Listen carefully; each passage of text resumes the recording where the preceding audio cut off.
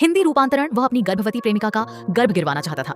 इसी वजह से उसने प्रेमिका के सोते समय चुपके से उसकी चप्पलें उठा ली और उनके तलवों पर वॉशिंग लिक्विड डाल दिया। फिर उसने चप्पलों को चुपचाप वापस उसी जगह रख दिया। उसका मकसद घर में ऐसा हादसा करवाना था जिससे उसकी प्रेमिका फिसल कर गिर जाए। जैसे ही वह वहां से जाने वाला था, मैनली के शरीर से किताबें नीचे गिर गईं, जिससे वह चौंक गया। उसने तुरंत अपने चेहरे पर प्यार और चिंता का भाव ला लिया और मैनली से कहा कि वह सोती रहे।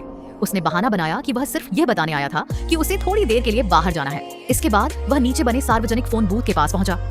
उसके मन में कुछ देर के लिए संघर्ष हुआ, लेकिन वह सोचने लगा कि यह बच्चा उसके भविष्य को पूरी तरह बर्बाद कर देगा। किस्मत अच्छी थी कि बच्चा सुरक्षित था। डॉक्टर ने उसे घर जाकर ज्यादा से ज्यादा आराम करने की सलाह दी। ये देखकर छिन-त्यान ने उल्टा मैनली को ही लापरवाह कहकर डांटना शुरू कर दिया। उसने कहा कि वह इतनी लापरवाही करेगी तो वह उसकी चिंता कैसे नहीं करेगा। आगे से उसे बहुत सावधान रहना होगा। लेकिन यह पूरा दृश्य छिन-त्यान की दूसरी प्रेमिका बेबे ने देख लिया था। जब बेबे ने देखा कि मैनली स्त्री रोग विभाग में गई थी, तो वह सीधे डॉक्टर के पास पहुंची और पूछताछ करने लगी। आखिरकार उसे पता चल गया कि मैनली गर्भवती है। उस पल बेबे को सब कुछ समझ आ गया। छिन-त्यान शुरू से ही दोनों महिलाओं से झूठ बोल रहा था। बेबे उसकी पहली प्रेमिका नहीं थी और मैनली भी उसकी आखिरी प्रेमिका नहीं बनने वाली थी। उसने कहा कि वह भी मैनली के साथ एक स्वस्थ बच्चा चाहता है, लेकिन उसे डर है कि कहीं बच्चे को जन्म से कोई बीमारी या समस्या न हो जाए। उसने कहा, कुछ दिन पहले तुम गिर गई थी। इन दिनों तुम्हारा तापमान भी थोड़ा बढ़ा हुआ है। गर्भवती होने से पहले हमने ठीक से तैयारी भी नहीं की थी। अगर बच्चे के जन्म के बाद उसमें कोई कमी रह गई तो क्या होगा। फिर उसने मैनली को समझाते हुए कहा कि वह उसे विदेश घुमाने ले जाएगा और दुनिया के सबसे अच्छे पोषक सप्लीमेंट्स और पौष्टिक चीजें खरीदकर उसकी सेहत ठीक करवाएगा। जब सब कुछ सही हो जाएगा तब बच्चा पैदा करना कोई बड़ी बात नहीं होगी। लेकिन उसकी मीठी मीठी बातों के सामने मैनली बिल्कुल नहीं झुकी।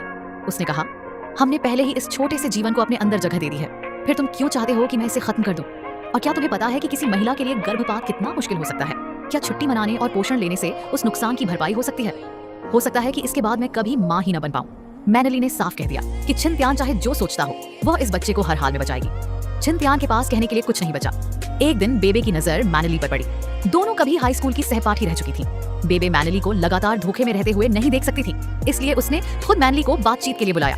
मैनली उस समय बेहद खुश थी। उसने बेबे को बताया कि वह छिन-त्यान के बच्चे की मां बनने वाली है और छिन-त्यान ने उससे शादी करने के लिए भी कहा है।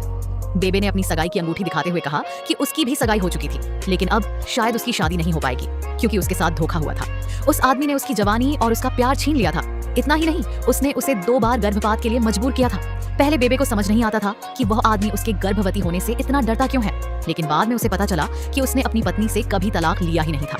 उसकी कंपनी शुरू करने के लिए जो पैसा लगा था, वह उसकी पत्नी के पिता ने दिया था, इसलिए वह अपनी पत्नी से रिश्ता तोड़ने की हिम्मत नहीं कर सकता था।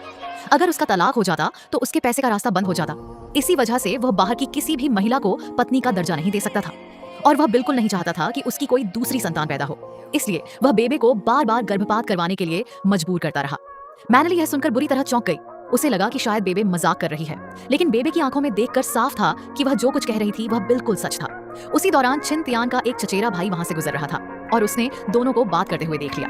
बेबे ने कहा कि वह छिन-त्यान से बेहद नफरत करती है।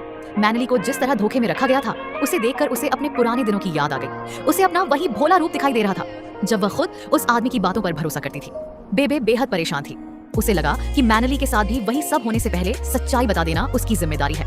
आखिरकार उसने मैनली से कहा, अब तुम इस बात पर विश्वास करो या नहीं, फैसला तुम्हारा है।